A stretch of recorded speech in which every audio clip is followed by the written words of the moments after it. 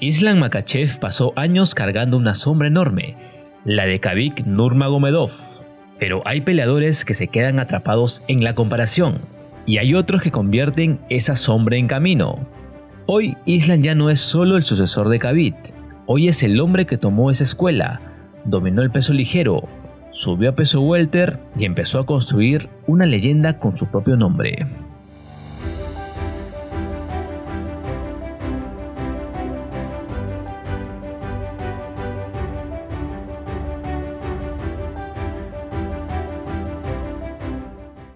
Para entender a Islam Makhachev hay que mirar hacia Dagestán, una tierra donde la lucha no se entrena como una moda, sino como parte de la vida, donde el combate no empieza cuando pisas un gimnasio, sino casi desde que aprendes a caminar. Islam nació en Majaskala, Rusia, y creció en una cultura donde la disciplina, el grappling y la competencia forman parte del día a día. Ahí no se aprende a pelear solo para ganar, se aprende a resistir. Y en esa historia aparece inevitablemente Khabib Nurmagomedov. Durante mucho tiempo, Islam fue visto como el compañero de Khabib, el heredero natural del estilo dagestaní que había aplastado la división de peso ligero. Y claro, cuando vienes detrás de alguien que se retiró invicto, campeón y convertido en mito, la comparación no es una mochila, es una montaña entera sobre la espalda. Pero lo más interesante de Islam es que nunca pareció desesperado por escapar de esa sombra. No intentó vender un personaje distinto, no salió a gritar que era mejor, no buscó convertirse en espectáculo. Siempre siguió ganando, silencioso, frío, paciente, como si supiera que el tiempo iba a terminar hablando por él. Su conexión con Khabib no fue solo amistad, fue escuela, fue familia deportiva, fue continuidad. Ambos crecieron bajo la influencia de Abdulmanap Nurmagomedov, padre de Khabib, y una figura clave para entender el estilo de pelea: presión, lucha, control, disciplina y ser espacio para el caos. Pero Islam no es una copia exacta de Khabib. Khabib era una avalancha, te llevaba contra la reja, te derribaba y te hundía bajo una tormenta de presión. Islam, en cambio, se siente más metódico, más frío, más quirúrgico, como si no necesitara destruir la casa, sino cerrar todas las puertas hasta que el rival se quede sin salida. Cuando llegó a UFC, su camino no fue de estrella inmediata. No entró como fenómeno mundial, no tuvo reflectores gigantes desde el primer día. Tuvo que crecer paso a paso, ganar, esperar y volver a ganar, escuchar que todavía no había enfrentado suficientes nombres grandes y volver a ganar otra vez. Y hay un detalle que a veces se olvida: Islam también perdió. En el 2015 fue noqueado por Adriano Martins. Para muchos peleadores, una derrota así podría cambiarlo todo. Puede sembrar dudas, romper confianza o marcar una carrera. Pero en el caso de Islam terminó siendo casi una anomalía en su historia. Desde esa derrota empezó a construir una racha que lo convirtió en uno de los peleadores más dominantes del mundo. No con escándalos, no con frases virales, no con espectáculo, con resultados. El gran quiebre llegó contra Charles Oliveira. En UFC 280, Islam enfrentó a uno de los peleadores más peligrosos y queridos de la división. Oliveira venía como un incendio, finalizaba rivales, sobrevivía a guerras y caminaba hacia adelante como si el peligro fuera parte del plan. Muchos pensaban que si alguien podía incomodar a Islam era Charles. Su jiu-jitsu agresivo, su experiencia, su capacidad para convertir cualquier error en una sumisión, todo parecía una amenaza real. Pero Islam no solo ganó, lo sometió.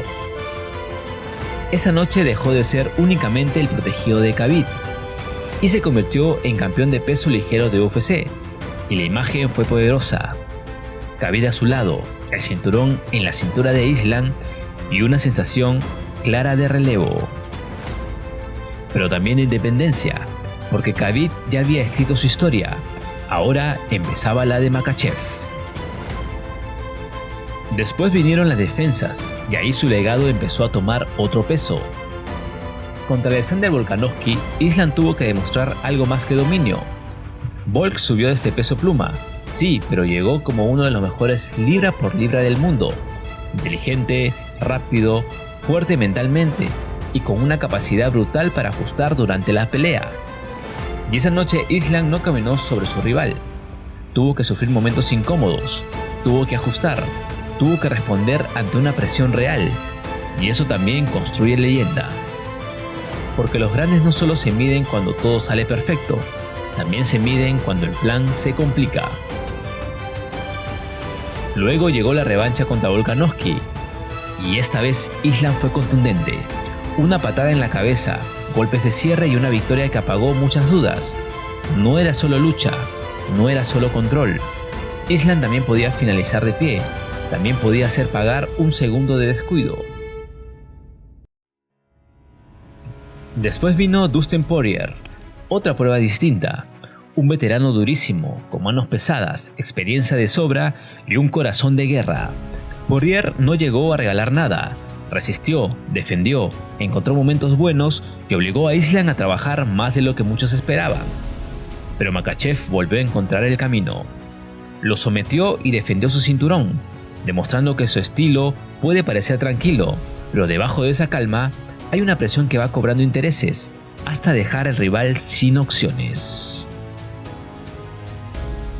Y cuando parecía que su historia estaba amarrada al peso ligero, Island hizo lo que separa a los campeones grandes de los campeones históricos.